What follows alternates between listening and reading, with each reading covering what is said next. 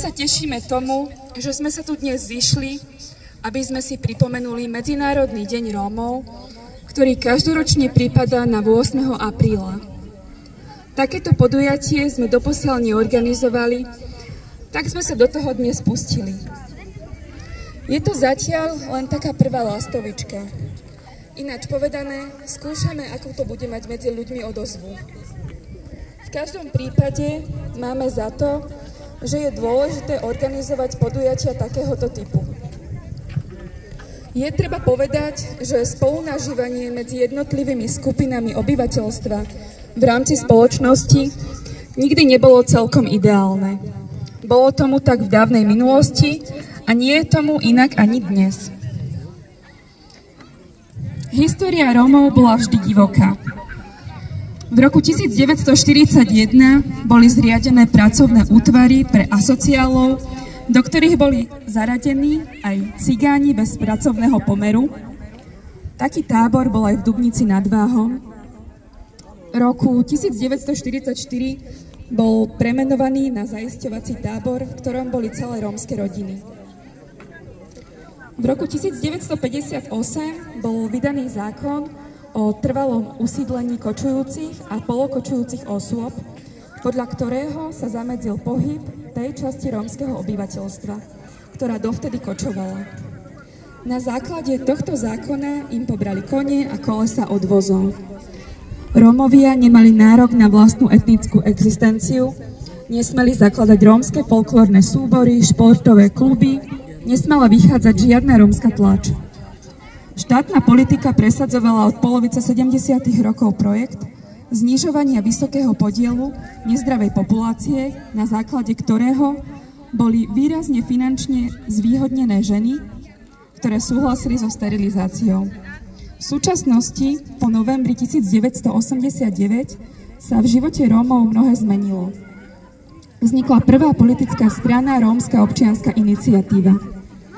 Vo volebnom období 1990 až 1992 mali Rómovia svojich zástupcov i vo federálnom i národnom parlamente. Začali vychádzať rómske periodika, pôvodné diela rómskych literátov.